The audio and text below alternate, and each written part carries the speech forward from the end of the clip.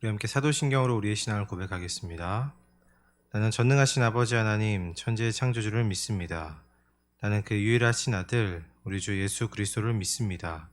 그는 성령으로 잉태되어 동정녀 마리아에게서 나시고 본디오 빌라도에게 고난을 받아 십자가에 못 박혀 죽으시고 장사된 지 사흘 만에 죽은 자 가운데서 다시 살아나셨으며 하늘에 오르시어 전능하신 아버지 하나님 우편에 앉아 계시다가 거기로부터 살아있는 자와 죽은 자를 심판하러 오십니다. 나는 성령을 믿으며 거룩한 공교회와 성도의 교제와 죄를 용서받는 것과 몸의 부활과 영생을 믿습니다. 아멘. 우리 찬송가 546장 함께 찬송하겠습니다. 찬송가 546장입니다. 주님 약속하신 말씀 위에서 영원토록 주를 찬송하리라. 소리 높여 주께 영광 돌리며 약속 믿고 굳게 서리라. 굳게 서리. 영원하신 말씀 위에 굳게 서리. 굳게 서리. 그 말씀 위에 굳게 서리라. 주님 약속하신 말씀 위에서 세상 염려 내게 엄습할 때에 용감하게 힘써 싸워 이기며 약속 믿고 굳게 서리라. 굳게 서리. 영원하신 말씀 위에 굳게 서리. 굳게 서리. 그 말씀 위에 굳게 서리라. 주님 약속하신 말씀 위에서 영원하신 주의 사랑이 밉고 성령으로 힘써 싸워 이기며 약속 믿고 굳게 서리라.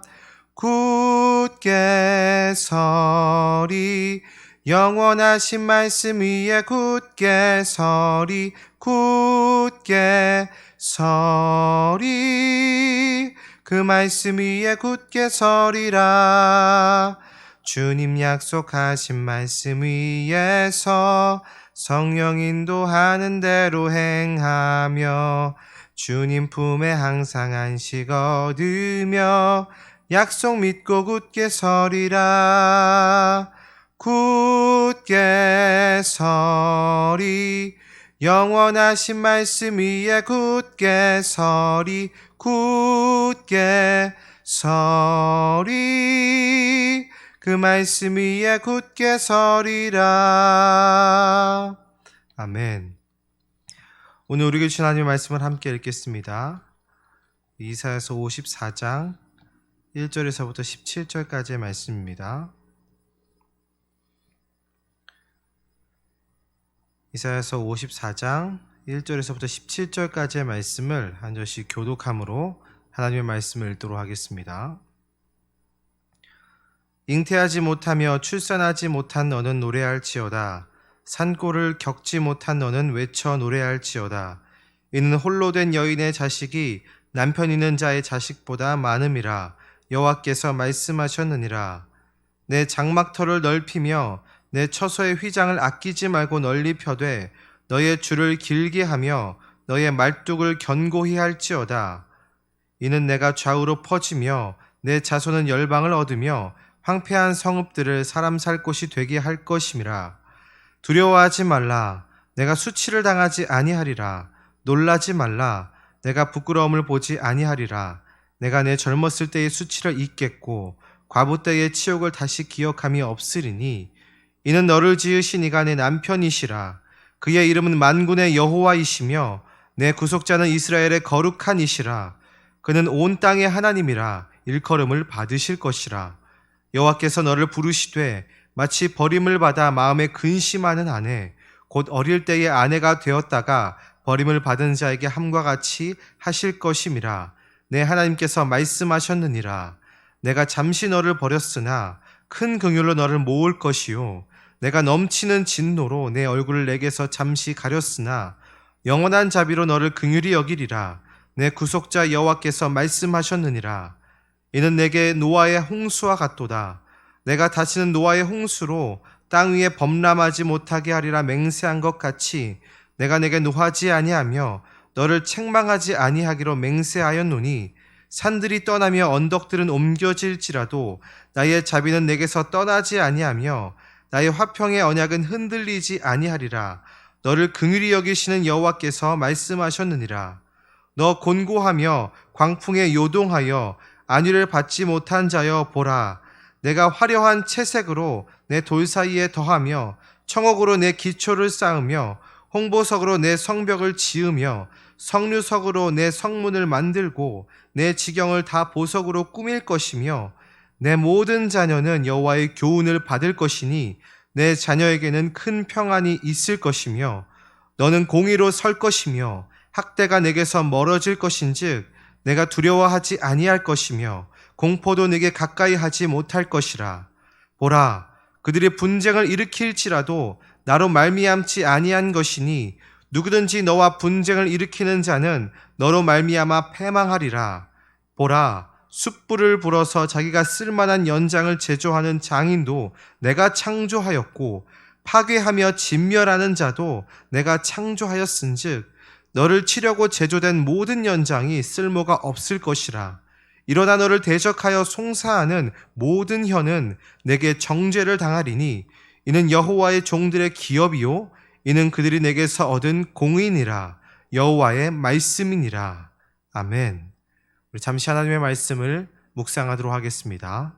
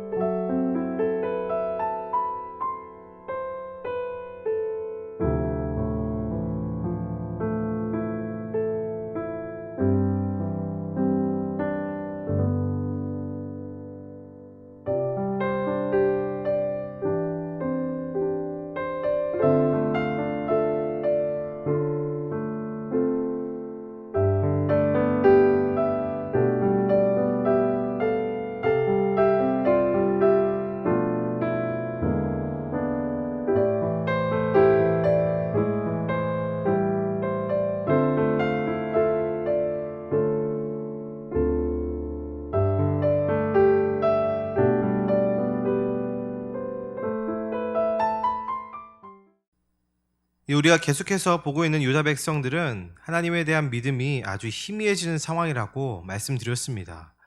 그리고 오늘 이 말씀을 듣는 우리 또한 마찬가지로 이 신앙생활을 하면서 이 오늘 본문에 나오는 유다 백성들처럼 우리의 믿음이 흔들리고 또한 희미해질 때가 아주 빈번하게 있습니다. 특별히 우리의 믿음은 언제 흔들리고 희미해질까요? 거의 대부분 우리의 눈앞에 벌어지는 상황에 집중했을 때 믿음이 약해지고 의심이 생긴다는 것을 우리는 알 수 있습니다. 이 맞부딪히는 상황과 하나님에 대한 믿음이 희미해지고 과연 하나님이 어디에 계십니까? 라고 기도하는 이 유다 백성들과 우리들, 이러한 우리를 하나님께서는 어떻게 보고 계실까요? 그리고 무엇이라고 말씀하시고 있습니까? 오늘 본문은 믿음이 희미해지고 흔들리는 상황 중에 그의 백성들에게 말씀하시는 하나님의 말씀, 또한 우리가 마땅히 붙들어야 할 하나님의 음성입니다. 우리를 붙드시는 하나님의 음성을 듣고 또한 우리 또한 말씀을 붙드는 귀한 시간이 되기를 소망합니다. 우리 먼저 1절 말씀을 함께 다시 한번 읽어보도록 하겠습니다. 읽겠습니다. 잉태하지 못하며 출산하지 못한 너는 노래할지어다. 산고를 겪지 못한 너는 외쳐 노래할지어다. 이는 홀로 된 여인의 자식이 남편 있는 자의 자식보다 많음이라. 여호와께서 말씀하셨느니라. 아멘.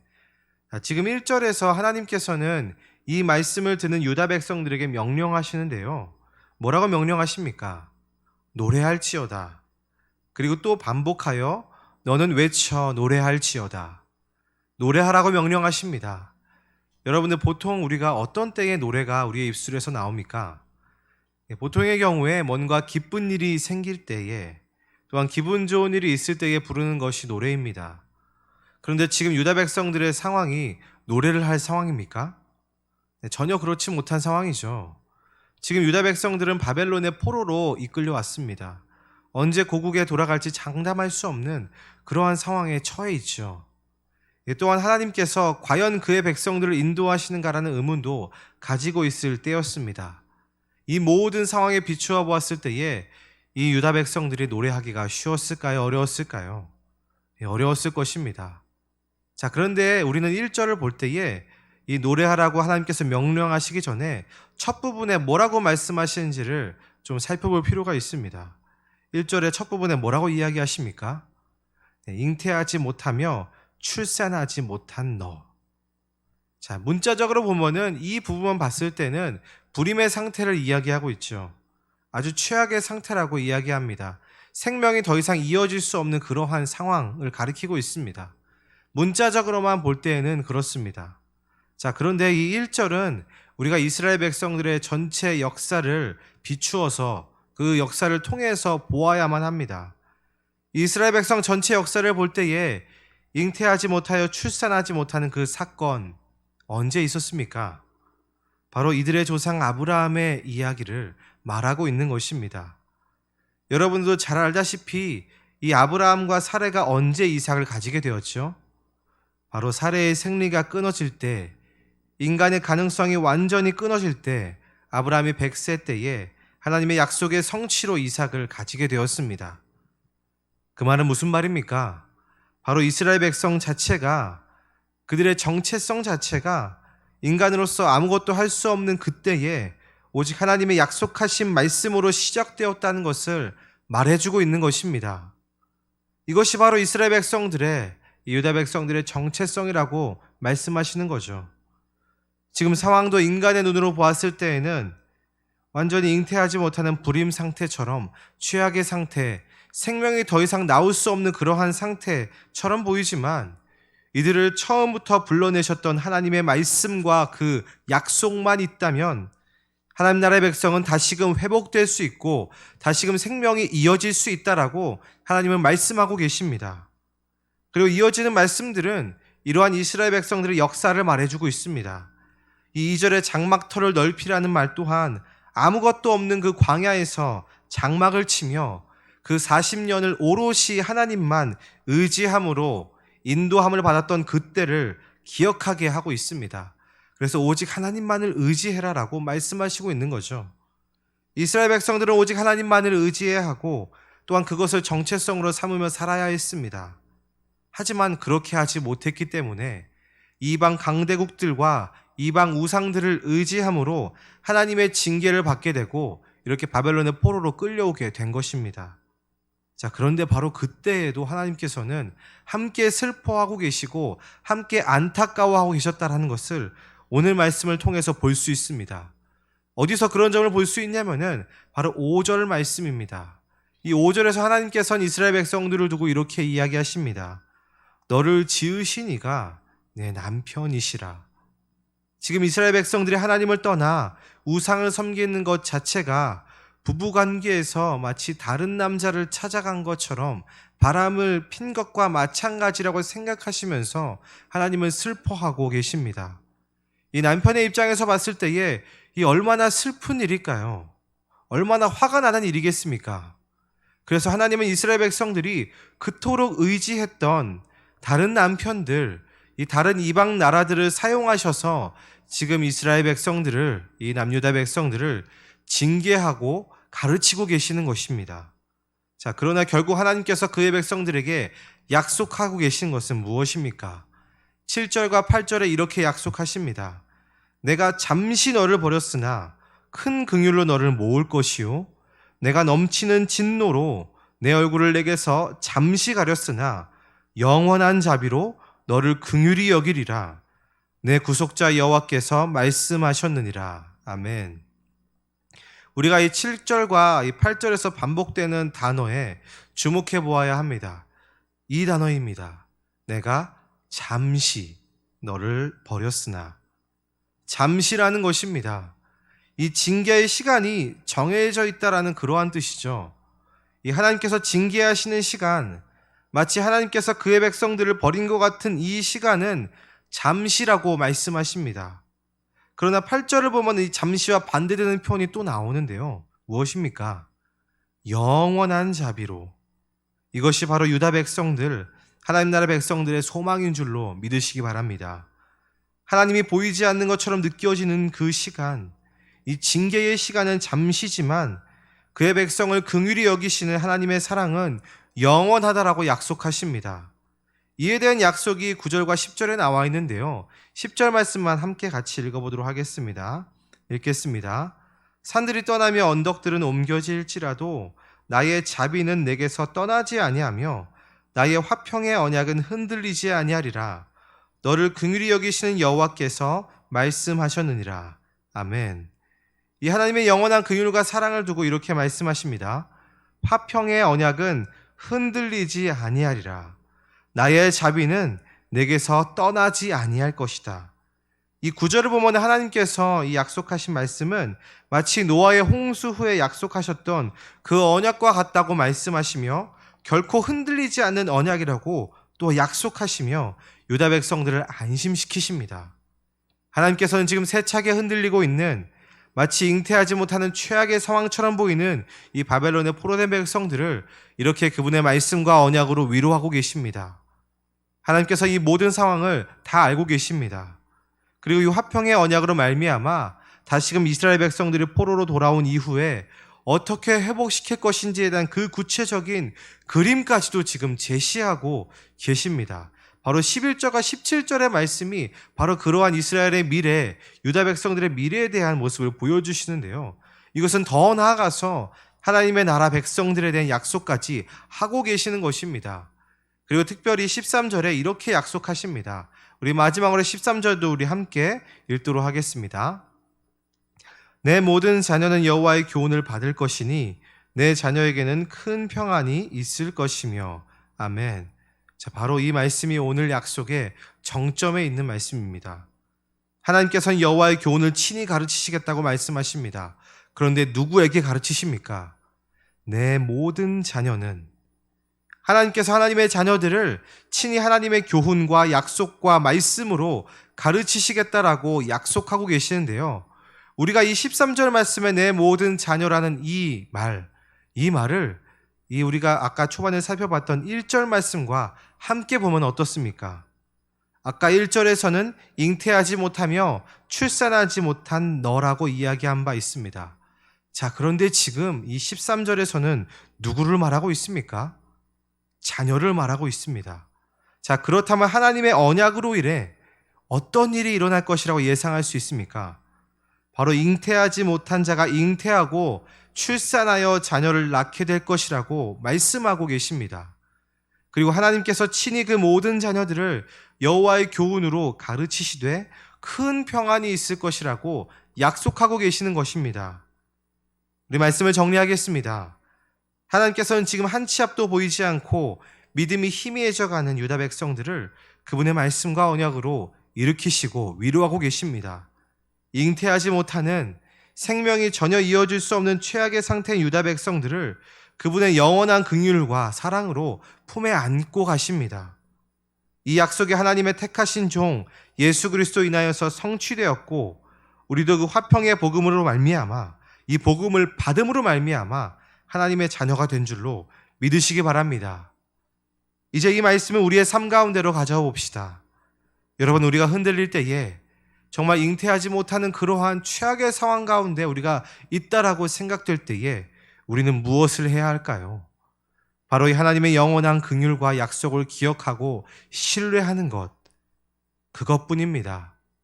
주께서는 눈에 보이는 상황 때문에 흔들리고 믿음이 희미해져가는 우리의 연약함을 지금도 잘 알고 계십니다. 우리의 연약함에 대한 하나님의 일하심은 무엇입니까? 바로 하나님의 말씀, 그 약속으로 우리를 안심시키십니다. 내 모든 자녀를 내가 친히 교훈하겠다. 친히 내가 말씀하겠다. 내가 친히 언약을 맺겠다라고 말씀하시고 우리를 안심시키십니다. 우리를 안심시키시는 그 하나님 안에 날마다 거하는 것만으로도 우리는 회복될 수 있습니다. 그래서 우리는 날마다 그 예수님 안에, 그 언약의 말씀 안에 거하는 법을 배워야 합니다. 특별히 우리를 아내로 대하시는 남편이신 그 예수님 안에 거하고, 그분이 우리의 모든 순간 가운데 약속하시고 우리를 안심시키시며 우리의 미래를 인도하실 것이라는 굳은 믿음, 또한 그러한 인도함을 경험하는 우리 성도님들이 되시기를 간절히 소망합니다. 함께 기도하도록 하겠습니다. 예수님, 그 잉태하지 못하는 그 상황 중에서도 우리 가운데 약속하시고 그 주의 말씀으로 안심시키시는, 너로 말미암아 그 하나님 아버지의 그 생명, 그 예수 그리스도의 생명이 흘러갈 것이다 라고 약속하시는 그 주의 말씀을 우리가 붙듭니다. 다른 세상의 말들과 우리의 시선들로 보는 이 상황들, 우리가 그런 것들을 의지하지 않게 하여 주시고 온전히 주님의 말씀과 그 약속만을 의지하며 살아가는 오늘 하루가 되게 하여 주시옵소서. 우리를 친히 가르치시는 그 주님의 그 은혜를 경험하게 하여 주시옵소서라고 이 시간 우리 함께 기도하며 주님 앞에 나아가도록 하겠습니다. 기도하겠습니다.